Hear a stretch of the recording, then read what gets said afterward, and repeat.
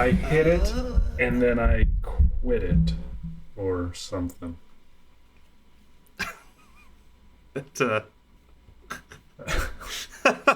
I'm glad that's recorded. yeah, same. And not preparationing my H. I'm glad it was funny a second time.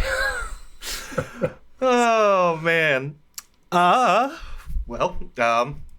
Welcome to the 2 Decades Too Late podcast, everyone. I am Brad, hanging out with Josh. Yeah. This is a podcast in which we rate and review an album that is turning 20 years old, mostly metal for whatever it's worth.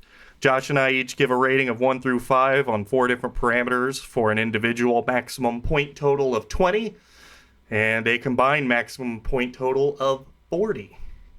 Total. Yeah. But those totals are okay to be they worked really nicely. Yeah, I'm learning. Well, like last week, I kind of have a question, so I'm just going to go ahead and get right into it. We are reviewing the Amon Amarth album, Fate of Norns. I can say with a great deal of confidence that with Odin on Our Side, that came out, I think, in 2006, that album is in line with Winter Sun and changed how I wrote music and lots of things. This album, I think this is the first time I've listened to it all the way through, but before we get to that, before you did this, would you have considered yourself an Amon Amarth fan? Again, probably not. See, I probably would have. Okay. But now I don't know. Not because it's bad or anything. I mean, we'll get into what that looks like. But, like, with Odin on Our Side, just it blew my mind, and I learned how to do a whole bunch of stuff I didn't know how to do beforehand. I mean, Behold Eternity ripped them off on a pretty regular basis. That's a good call. Yeah. But, all right. Just this is weird. Like, I don't know how this is going to go, and I wanted to text you so badly. Because you're like, same. Are we doing Amon Amarth? And I had already listened to it once, or, half a time. I was like, I wanted to be like, yep, but I don't want to. Yeah. How about that? I have a friend at work named Dan who listens and is going to be very upset, I think, by how this goes overall. He is probably the biggest Amon Amarth fan I know. It's crazy. Yeah. Dan. Nice. Yeah. So, so before we get to that, yeah. Amon Amarth, from Tumba, Sweden. That's probably not even how you say it. I mean, that's exact. Those are all the letters, which is surprising. It is surprising. But they're active for 12 years at this point. So formed in 1992. Yeah, that blew my mind. I had no idea. I kind of figured, like, they seem like one of those bands that would have been around for a while, but I was still like, when does a Viking metal band start, you know? Right. Yeah. That's a weirdly good point that I understand, and I don't know how to explain it. But no, I knew they were around. I knew this wasn't their first album, but 92 was earlier than, I mean, you're talking like Korn's self-titled album hadn't come out yet. Like, some pretty big moments in grunge hadn't happened. Right. That's nuts. Their first full-length, like, studio album was 98, which weirdly kind of shifts that dynamic quite a bit. But yeah, true. So Once Sent from the Golden Hall 98, The Avenger 99, The Crusher 2001 versus The World 2002. So what is that? That's pretty quick. 4-year span, 4 albums. Well, hey, when you play 2 riffs, yeah, yeah. We're gonna talk about that. That elephant will not remain in the room for very long. No, it's impossible. It's impossible for it to. Anyway, interesting, though, that they go back that far. Interesting that those albums are clustered so close together. That's pretty nuts. I mean, all kidding aside, that's not easy to do. Yeah. I don't care what you're doing. That's not just to come up with like 6 ideas like Right. Yeah. that often is difficult. And then, That's crazy. To that point, the couple of the reviews hinted to, there's a lot of people who do melodic death metal with a Viking theme from Sweden. Like, it's kind of a saturated market, even by 2004. But the reviews are all pretty generally favorable, and they kind of allude to them providing a depth that a lot of their peers don't necessarily provide. And I think probably specifically with the lyrical content more than the musical content. I would hope so. Like, who's not given any more depth than that? Right. Because, I mean, you got to think in 96, At the Gates... Why can't I think of the name of the At the Gates album? Slaughter of the Soul. Came out in like 95 or 96. Same with Horacle by In Flames, who are both melodic death metal, both have hints of this kind of thing. They're not Viking by any means, but it's like they were doing real cool shit in the melodic death metal world. Yeah, for sure. Way before. That's interesting. I'm not saying they're wrong. I guess I don't know who they're comparing them to, so... Yeah, if you're going specifically with the Viking theme, like, you tend to land on just the battle portions of it, or if you're in the kind of folk maybe the drinking portion of it. But this talks about, like, maybe digging into some more of the emotions associated with the battle. Like, oh, you lost a son, you had to bury a child, like, sing a song. Yeah. Yeah, kind of more of the broad overarching mythology. Yeah, that's fair. Honestly, that's true. I mean, just a funny way to put it. It is a funny way to put it. With what we're going to talk about. Hell yeah. Yeah. 40 minutes dead on the runtime, which is pretty crazy. That is pretty crazy. And long. Yes. Spotify says 40:03. Well, they're wrong. So, just saying. But you should definitely tell us who was on the album, but it is worth noting, even before you do, that it's pretty nuts that the vocalist, lead guitar player, and bassist have been there the whole time. Okay. That's pretty crazy. There had been much shakeup. I mean, I wouldn't have guessed. I would have been surprised. I would have been equally surprised to hear that there was a ton as I would be to hear that there was none. Yeah, that's fair. And then the rhythm guitar player was in the band starting in 98. Okay. So, I mean, it's just the drummer that seems to be a bit of a carousel, which is normal in metal. That's not unusual.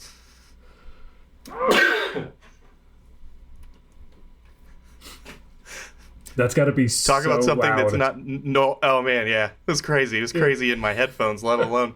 I'm sure that spiked the shit out of your I think stuff. I probably clipped there. Yep. But yeah, band members. I'm going to do my best, Amon Amarth guys. But we got Johan Hägg on vocals, Olavi Mikkonen on lead guitar, Johan Soderberg on rhythm guitar, Ted Lundstrom on bass, and Fredrik Andersson on drums. None of which I thought were notable for other projects, which I guess makes sense because they've been in Amon Amarth. Yeah, the whole time, pretty much. I'm a little surprised Fredrik Andersson's not... maybe he is. It's weird he's not linked. But I guess that's neither here nor there. A lot of umlauts. I just assumed that if you're going to just join someone like Amon Amarth in 2016, I would guess that you have, like... Oh, no. Never mind. New guy. Okay. Just kidding. Totally. That Fredrik Andersson was in the band for, like, almost 20 years. Oh, okay. So, fair enough. Of note, additional personnel, I thought this was funny because, I noticed it when I listened to the song. The horn on Arson is credited. And I'm sorry, but his name is Udo Schlangschnabel? Schlangschnabel? That's one of the longest last names I've ever seen. Pretty It's impressive when you're unfortunate making it. I had to say schlong, but Oh, it's never unfortunate when you say schlong, Josh. it's true. It's better than having a schlort. Yeah. Yeah. Yep. Penis Oh jokes. my god. Yes. Yeah, So It came out on Metal Blade, and I think we probably did. got it on one of the. We probably got the Pursuit of Vikings on one of those Metal Blade samplers. yeah, we definitely did. That was the first song I had ever heard by them. Because I didn't listen to this whole album either. No, I never Ever. did. And honestly, hey, if you're out there, go to the next one.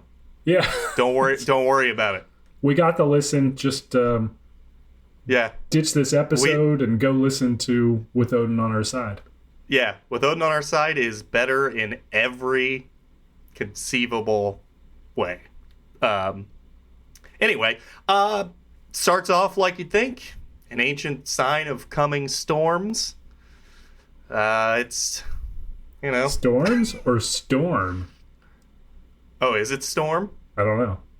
What's Spotify say? An ancient sign of coming storps. Oh, I have storm. Singular storm. That's weird, but I do too. Okay, that is weird. I just said it wrong. I even have it written down, storm. It's almost like... I don't know. Whatever. It should have an S. Yeah, probably.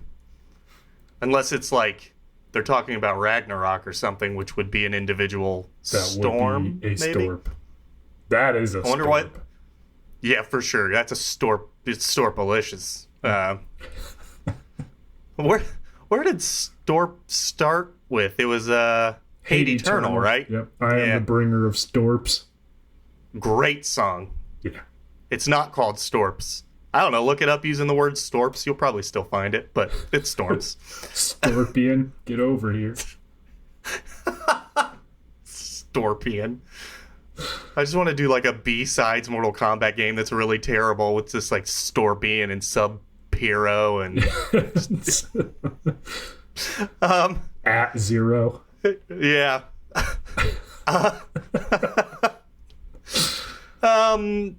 The first song's long. It is. The main riff it's pretty cool. It's pretty good. It's kind of interesting. Like there's some Yeah. deedles going on in there that are nice. Yeah, and that's one of the better parts on the album, I think, is that verse with the lick over the tremolo picking. To be determined if that's true or if by, I don't know, track 2 I was already ready to... Track 2 is unequivocally the worst song. I hated it on this. Dude, it's not good. Okay. It's very Neurosis, but without being even having like the Neurosis charm to it. Because it's in the midst of this Viking metal album with nothing but tremolo picking and steady double bass. Or, kick, snare, drum beat. I literally at the top of my overhead have Decada, Decada, Decada, Decada, Decada. Yeah. That's the album. Yeah.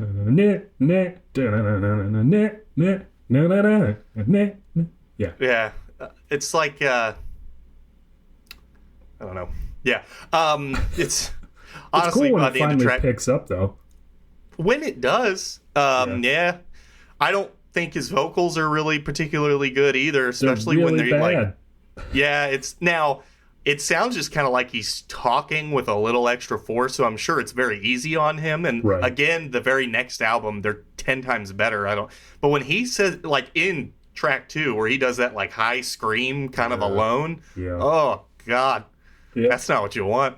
No. That is not what you want. I don't know. I was bored to tears by the end of the second track. It's almost 5 minutes long. It not only does it not have to be 5 minutes long, it doesn't even need to be on the album. It's just not. It's not very good.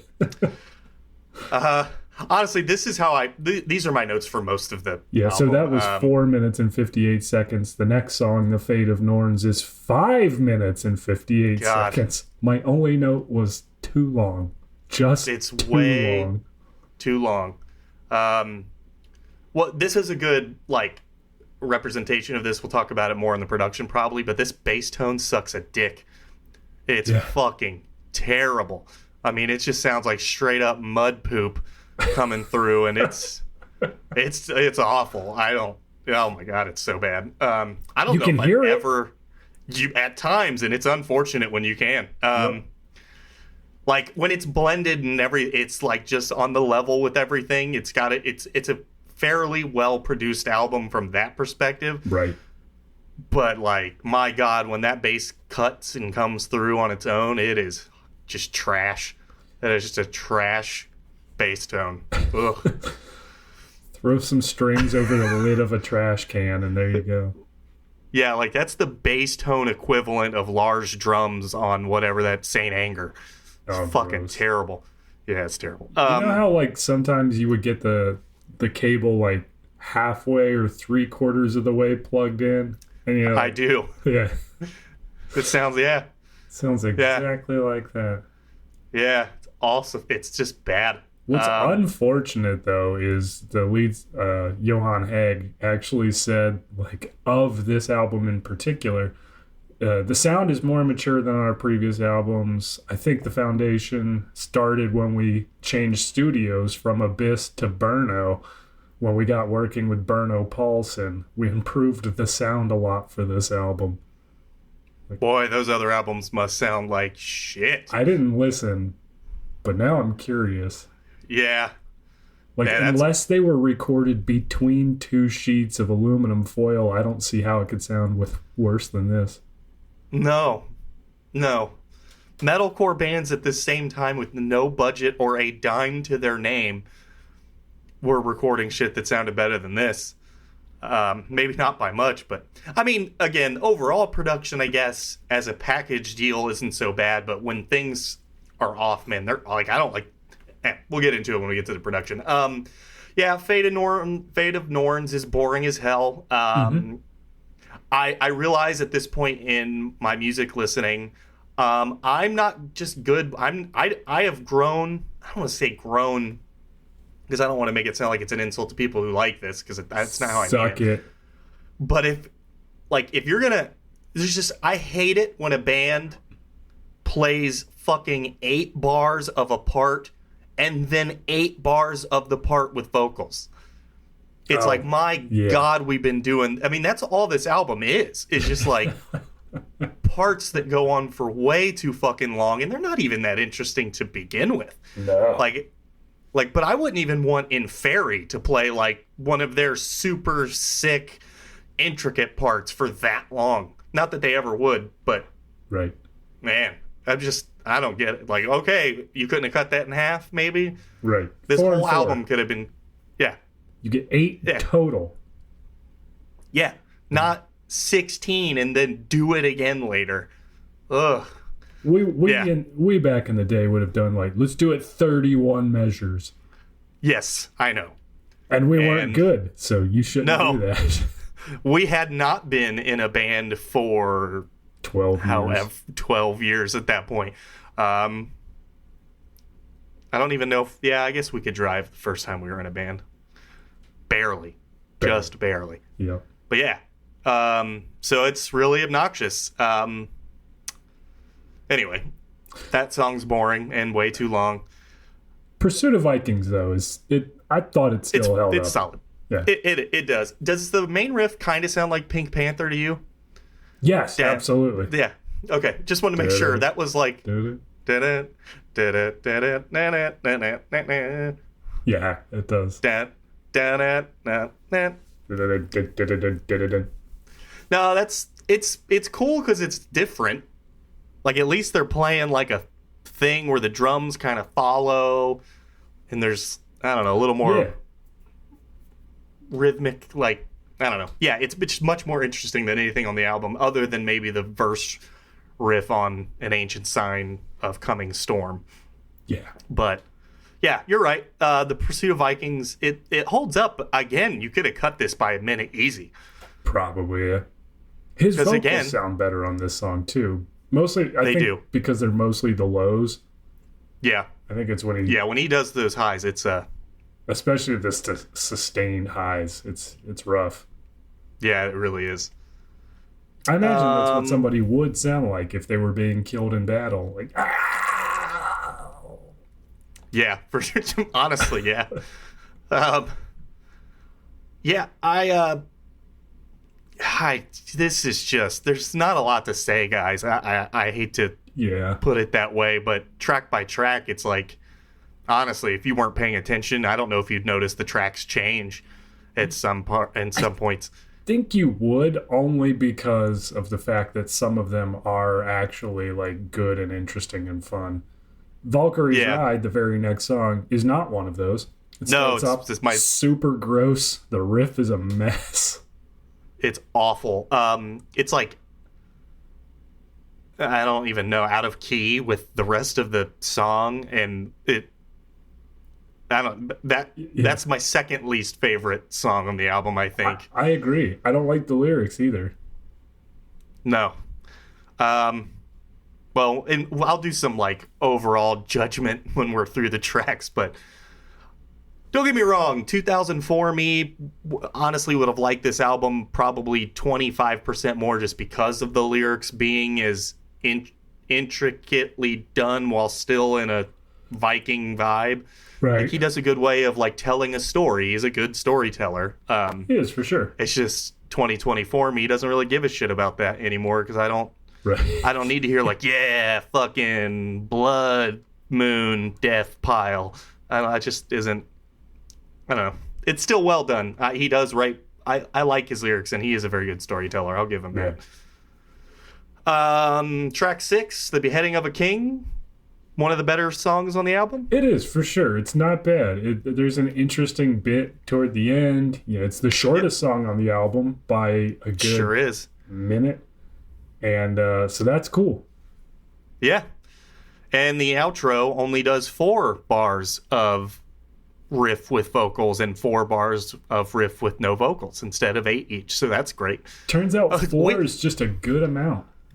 True. It's almost like I said, you could have cut all these songs down by a decent amount, and it probably would have been way better of an album overall if you just weren't so fucking repetitive. Let's do that.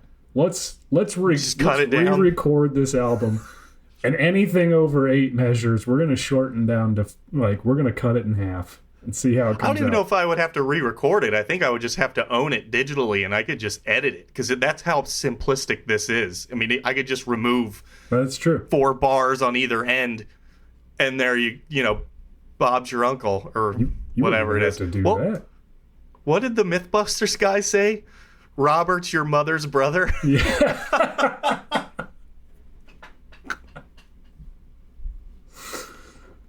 That is awesome. That's good stuff. That is very good. Good on him. It's way better than killing 2 birds with 1 stone. It is. It really is. Various atrocities. Yeah.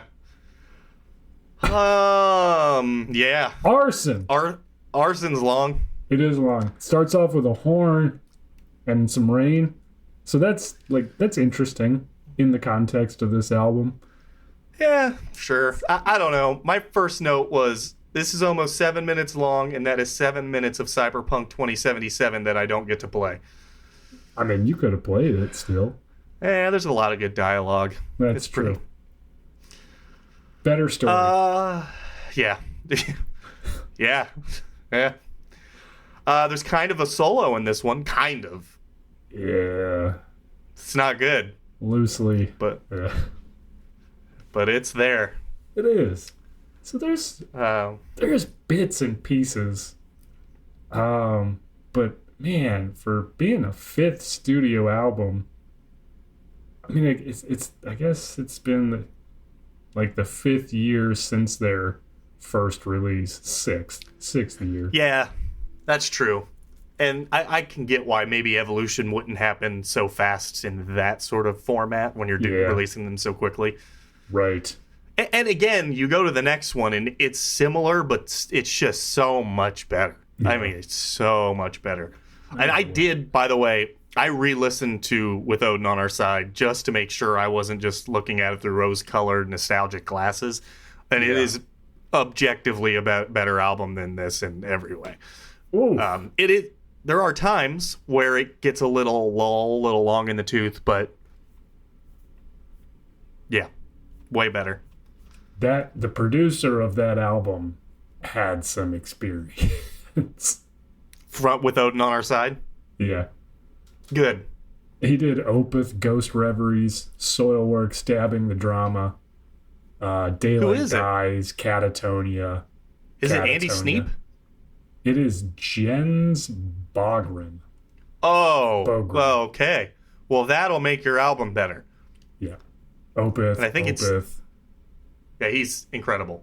LVT, Slania. Yeah. Jens, probably, yeah. I have some packs of his on my Easy Mix stuff, I believe.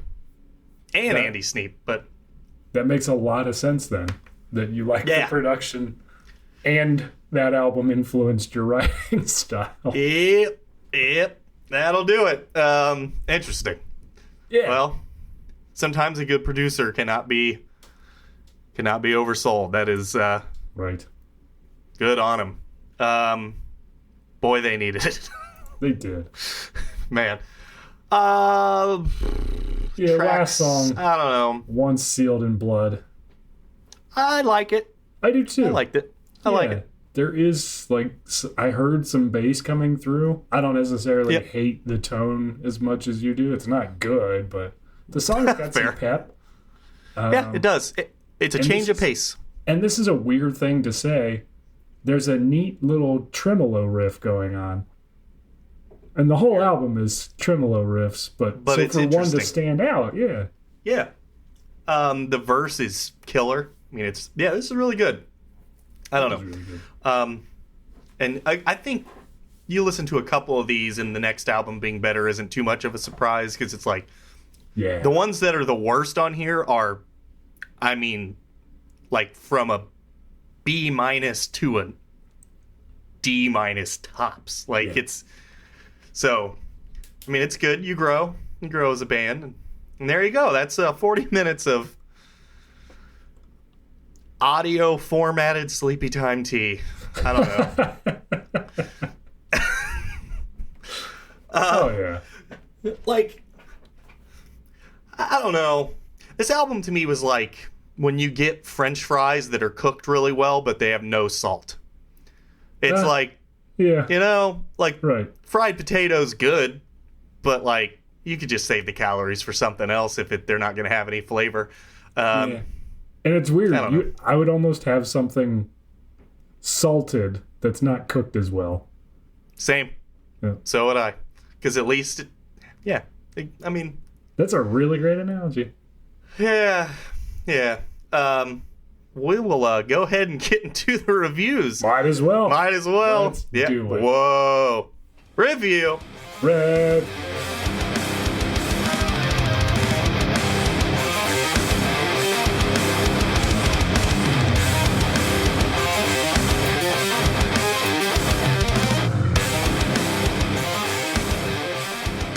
What do you think about the artwork on this here thing? I love it. I think it's great. I give it a solid 4. Okay, fair enough. It's an emblem, but it's more than just an emblem. Like it's got the fire, the blazon of battle. It's got the Norns on the medallion. But I like that it's got some of the chains. So like you could see it being kind of wrapped around something. And their logo's cool for sure. And they kept the script for Fate of Norns. So I have nothing against the album art. I guess I don't either, but I landed on a 3 because of it. I don't love any part of it either. It's fine. I mean, if you don't know what you're in store for from that album cover, then you just aren't into this type of music, and you would not know what you're in store for no matter what. But this does, it lets you know. It just, I don't know, it's digitally created and kind of, the fire's kind of cheesy. It is But super cheesy. I mean, something needed to be there. I think it would be weird if it was just everything else and not like something catching your eye. But I don't know. I landed on a 3. I don't even have a lot to say about it. It's 3. Yeah. It's an album cover. Oh man.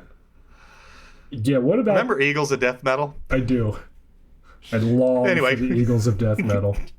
Yeah, go. I promise, guys. We have discussed this in next episode. If we're going to be a little choosy, because this one was kind of a slog, and I don't know if I can do it. It caught me off guard, honestly. Same. I was when we first put the list together. I thought this was a no-brainer. I remember whatever the track is that we know, The Pursuit of Vikings, and I remember liking that song a lot and thinking like, love with Odin on our side, sick, let's do it, and here we are. Anyway, what were you gonna say? I was just gonna say, like, I definitely expected to like this. Like, I was caught off guard that it was so uninteresting. Yeah, I don't even know if I would call it bad. It's just no. I know we joke a lot about like, hey, you see that new Amon Amarth album come out? You gonna listen to it? I was like, I've already listened to it 10 years ago. Yep. But like this was surprising. Yeah. It was not a fun time. Do you think the production was even good? Like, think back to 2004. I know on the track The Pursuit of Vikings, like nothing stood out from the rest of that Metal Blade mixer. No, but it's doing the podcast. It's like completely reshaped my opinion on this sort of thing, and I mean the now portion, not good. I mean, there's raw drums which we got from Misery Signals that sound really cool, and they add something like an energy, a texture to a production. And then there's raw drums like this that do not do that. Raw drum. Give me some of that raw drum. Bass tone's terrible. I don't think the guitar tone's particularly good. And I think I don't know, same basic part of the planet. Go listen to Do More Gear that came out a year before. Yeah. It blows this shit straight out of the water. I mean, and I would imagine similar resources, like, they're all around each other at this time. Like, I'm sure the two of them were touring together. So yeah, I landed on a 2. I mean, I gave it a 2. I don't even know why, because it was really hard not to give it a 1. That's a really good call. Yeah. I was going to say, do you need me to tap dance? That'd be great. That's the term I was like... No, it just started playing in my ears. Probably because Ashley just got home, and it probably connected to the car and then switched back to me. Oh. That is a lot going on. Yeah. That is more interesting than this album. Yeah. What did you think of the production? I also gave it a 2 because, like, I noticed pretty early on, like, ugh, this is bad. And I tried a couple different pairs of headphones to see how it was going to do. And it still sounded like somebody put aluminum foil over my headphone speakers and was just like, oh, that's it. Yeah. This is the first album, actually, I've listened on more than one pair of headphones. Nice. I really wanted this to be good. Yeah. It just isn't. No, it's not. It's just not. And to Impact at the time, to be honest with you, Diane, I am surprised. They had an immense impact. I know. I am and am not at the same time. It's kind of like is what it is. But yeah. I've already beat this dead horse over and over again. The next album was a big deal to me. It meant the world to me. If we were going by that logic, it'd be a 5, like kind of the Winter Sun logic sort of thing. Yeah. But I don't think that's appropriate here. They don't line up in the same way that Winter Sun did. At least, yeah. And so I gave this a 1 for Impact at the time. I just, yeah. Hell yeah. What about you? Well, you might be surprised to find this out, but I also gave it a 1. What a shock. Also, all kidding aside, everyone, we really don't talk about these before we get on. Like, there is no inside baseball there. It's just, of course, we both gave it a 1. Yeah. I had that Metal Blade sampler that I listened to quite a bit, and this song was on it. And I listened to this song quite a bit. Pursuit of Vikings, still a great song, still a lot of fun. And if it's your first introduction to Amon Amarth, you're like, yeah, I want some more of this. Right. But you never really seek out any more of this. You're like, you know what? I'll just keep listening to this other stuff. So I probably didn't listen. I don't even think I've ever listened to With Odin on Our Side. So, like, I check out Amon Amarth kind of when they come up, and then I'm like, 1 track or 10 minutes in, whichever comes first, I'm like, yeah, that's enough. Whichever comes first. Oh, man, that's great. All right. Well, let's just twist the knife here, I guess, probably. And how much did you enjoy listening to it today? I gave it a 2. Like, when I first started, I thought I was going to give it a 1. And when I kept listening to it, like, at times I wanted to be able to give it a 3. Yeah. But, man, there's a few standout tracks, and there's some that stand out as bad as well. So, And honestly... And it's 40 minutes and 8 songs. Like... We have been fortunate to not run into a lot of albums so far doing this that have just straight up bad songs on it. Yeah. They're different varying degrees of good or maybe not so good, but like there were a couple songs on this that were bad. They just weren't good. I never thought we'd be lumping Amon Amarth into the same category as Taking Back Sunday, but what did Taking Back Sunday get again? Let me check the old, because I gotta tell you, knowledge here. I don't know, Craig. Taking Back Sunday got a 16. Yikes. Well, for everyone keeping score at home, Josh gave Amon Amarth Fate of Norns 9 overall. Yeah. And I gave it an 8 overall. Ooh. For a 17. So it beat out Taking Back Sunday and all their women hating. Because of an album artwork. Yep.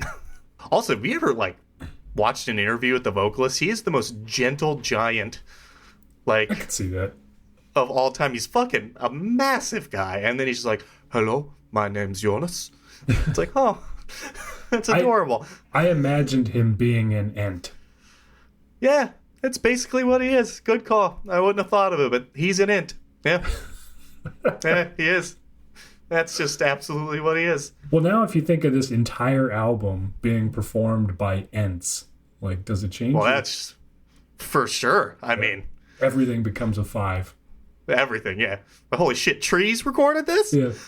That's impressive as shit. The lead guitar player is like a weeping willow type tree, so the hair is just flopping everywhere. That's amazing. That's a more positive spin. Yeah. That's good. Yeah, so what was you Oh yeah. This bit. What was your favorite song?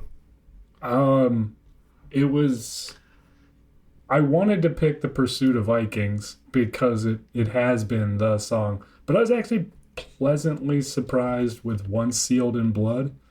So I'm going to go with that. That was one of my 2 choices. So I will go with The Beheading of a King. Oh, yeah. Nice. Yeah. I, too, wanted to do the Pursuit of Vikings, but I genuinely just think those other 2 are better, and it might just be fatigue. Yeah. But I think those are the best songs for me, those are the two best songs on the album. So I'm glad that you picked the other one. If you've heard of Amon Amarth, you've probably heard Pursuit of Vikings. If you've heard of this album, you've definitely heard The Pursuit of Vikings because it was the single. If such a thing existed.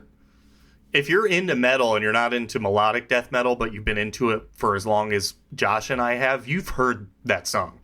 I mean, even if that's this sort of niche isn't your thing, right? Like, it's come across your radar. There's almost no way that it hasn't. Right. So, yeah. No, I'm with you there. I don't know.